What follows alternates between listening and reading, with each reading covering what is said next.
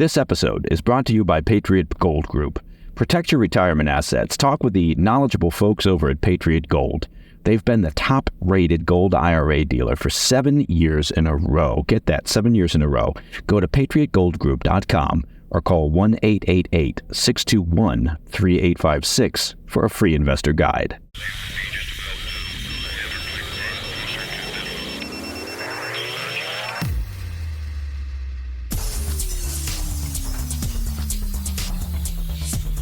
It's Wednesday, 17 July. Welcome to the President's Daily Brief. I'm Mike Baker, your eyes and ears on the world stage. Let's get briefed. In today's spotlight, with the nation still reeling from Saturday's attempted assassination of President Trump, we're going to take a closer look at the would-be assassin, 20-year-old Thomas Matthew Crooks, who, frankly, still remains something of a mystery. Later in the show, we'll take a look at a report that claims the Secret Service boosted security for former President Donald Trump in recent weeks after learning about a suspected Iranian plot to assassinate him. Really? So you mean what millions of people saw on Saturday at the Pennsylvania rally, well, that was enhanced security? Plus, after 3 days of deliberation, a jury has found New Jersey Senator Robert Menendez, forever stuck now with his prison nickname Gold Bar Bob, guilty of all charges in his federal corruption case. We'll have the details on that. And in today's back of the brief, despite a few days of respite, it appears Democrats are once again pushing President Biden to step aside as their party's presidential nominee. But first, today's PDB Spotlight. We'll kick things off with our continued coverage of the fallout from the failed assassination attempt on former President Trump, as we begin to learn more about the background of the shooter. The now-deceased gunman was identified by the FBI on Sunday as 20-year-old Thomas Matthew Crooks from Bethel Park in Allegheny County, Pennsylvania. He was shot and killed by Secret Service agents on Saturday after firing at Trump and the rally-goers with an AR-15-style rifle that belonged to his father. Following the assassination attempt, authorities raided Crooks' home, where he lived with his parents, finding more than a dozen guns owned legally by Crooks' father. They also found materials for 2 explosive devices in his vehicle connected with wires to a receiver. Now, Crooks allegedly had an interest in computer coding, and investigators are probing the possibility that he was planning to set off an explosion, according to CNN. Investigators say he went to a gun range on Friday, where he and his father were members, then to a Home Depot on Saturday morning where he purchased a ladder. He then stopped at a gun store where he purchased 50 rounds of ammunition before driving to the rally on Saturday. More than 72 hours after the shooting, however, there seems to be more questions than answers. Notably, there's little to no trace of Crooks having a social media presence, and investigators are reportedly struggling to piece together any type of motive. They also reportedly struggled to access Crooks' cell phone, but did manage to finally crack it on Monday. So far, the picture emerging of Crooks has been contradictory at best. Former classmates of Crooks expressed complete shock at the news that their peer was the man behind the trigger. Many said Crooks was soft-spoken and kept to himself, with some classmates saying he was regularly bullied by his peers, who would allegedly call him a school shooter. But these details, well, they've been disputed. One classmate said he was, quote, never anything but kind and never appeared as a threatening person. Another former classmate of Crooks also said that while he was shy, he ultimately found him to be, quote, very kind. The classmate elaborated, quote, he was a nerdy kid, but I don't think he was as harshly bullied as some people are saying. No one that I know said they ever found him to be a creepy loner kind of guy, end quote. Crooks' high school guidance counselor, Jim Knapp, concurred with that assessment. He told the New York Times that while Crooks definitely preferred solitude, choosing to eat lunch by himself and scroll on his phone, he, quote, wasn't being bullied. Investigators have also been probing his politics as they look for a potential motive. But this line of inquiry is also proving contradictory. He was a registered Republican, but also reportedly donated to a progressive political action committee in 2021. Investigators told the New York Times that thus far, they've found no evidence of strongly held political beliefs in any text messages or social media posts on his phone. One former classmate described him as being political, saying he was definitely conservative and would take that side during mock debates in history class. But other classmates have expressed confusion at this characterization. One told the New York Times, quote, "I would never have known who he was voting for." Another said that they didn't recall him making any political statements in class, and that while he seemed interested in how government worked, he was, quote, "not trying to insert his own beliefs into it." Now, in terms of extracurriculars, Crooks did attempt to join the Bethel Park High School rifle team while at school, as first reported by the New York Post. He was denied entry, however, due to his incredibly poor marksmanship.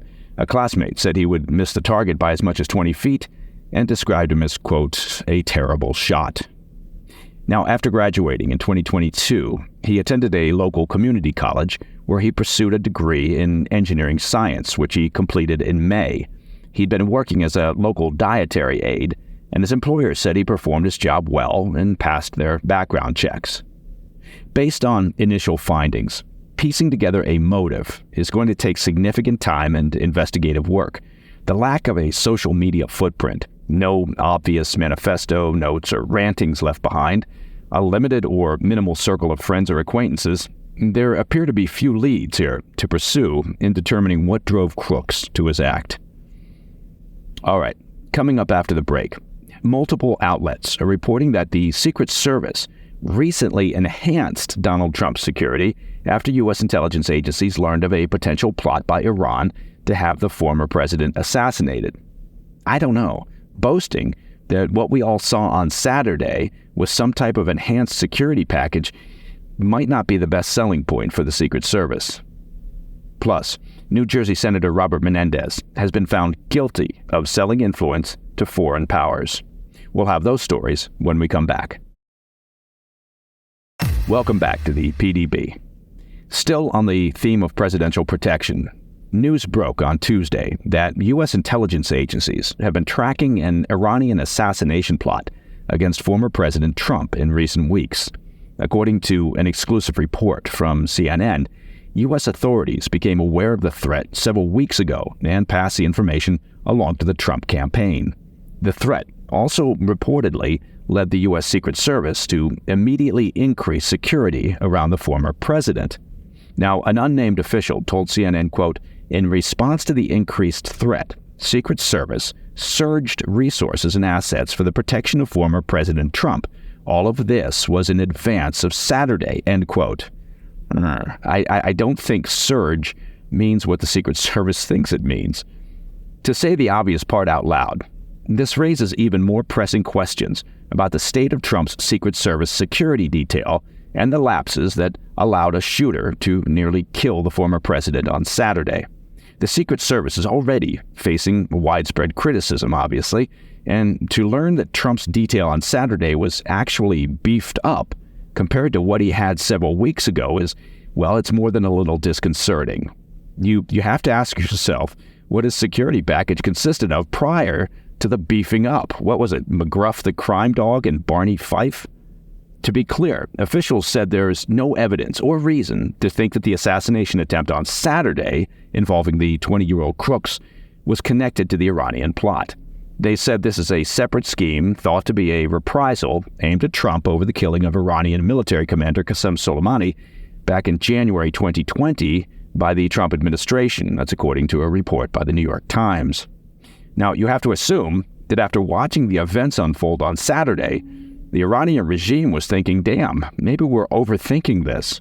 Officials said that the intelligence that prompted their warning was new, but was also aligned with previous threats by Iran against Trump and former administration officials, including Mike Pompeo and John Bolton, over the killing of Soleimani, who was regarded as the second most powerful person in Iran before his death. Robert Wells, assistant director of the FBI's Counterterrorism Division, warned Congress back in March that there were still active threats facing former Trump administration officials, noting that Iranian leaders continue to promise retribution. Underscoring the seriousness of Iran's threats, the U.S. government has been providing round-the-clock security for several former Trump-era officials, including Pompeo, Bolton, and Trump's special envoy for Iran, Brian Hook.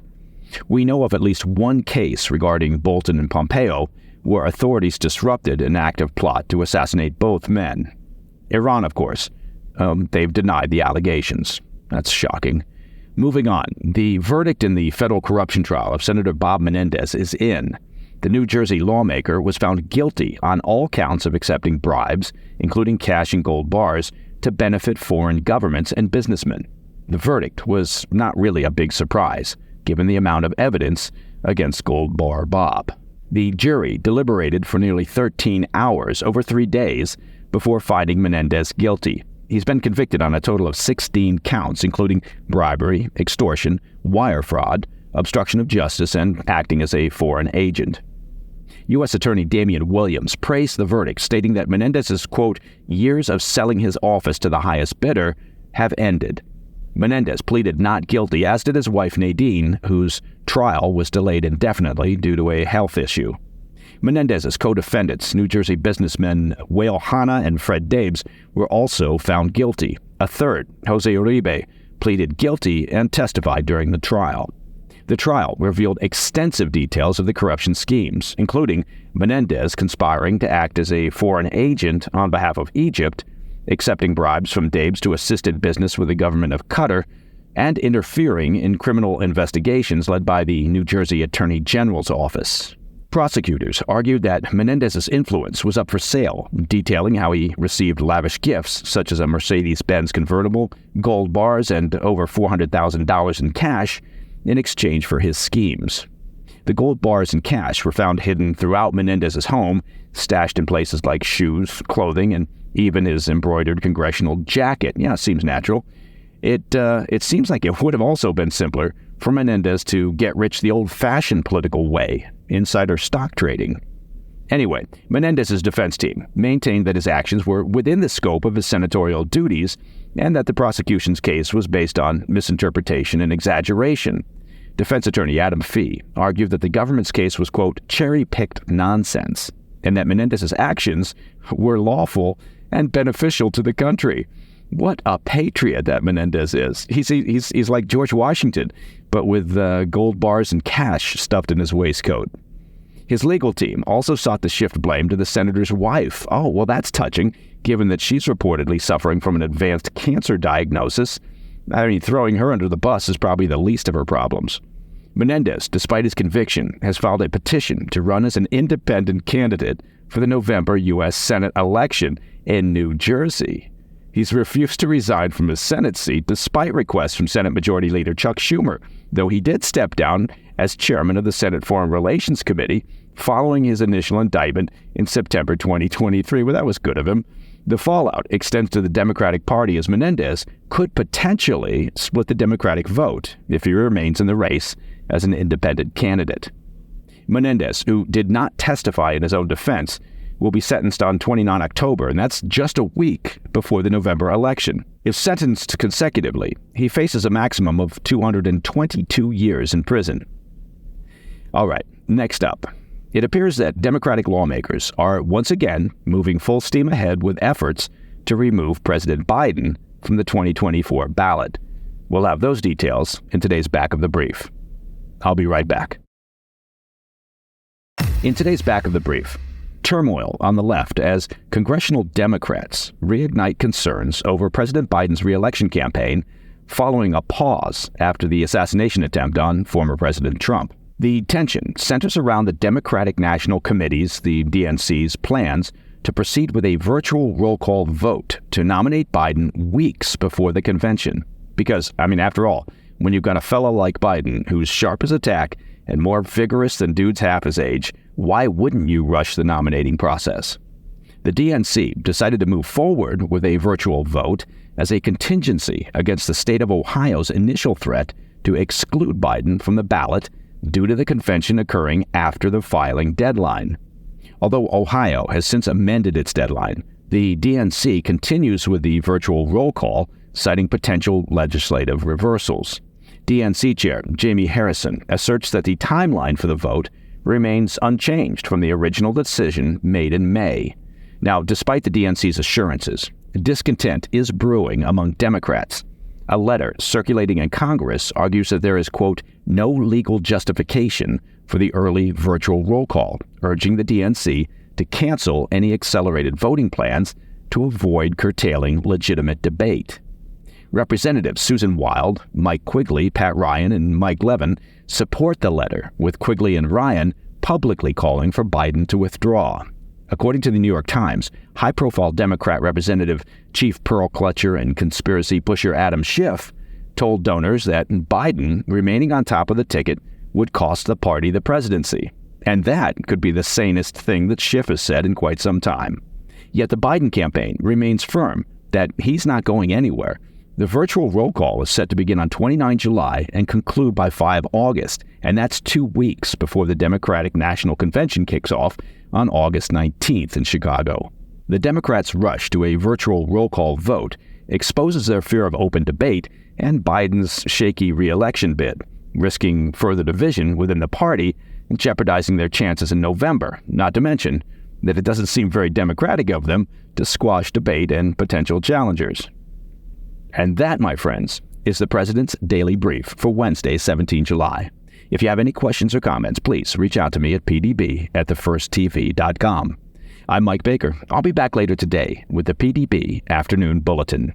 Until then, stay informed, stay safe, stay cool.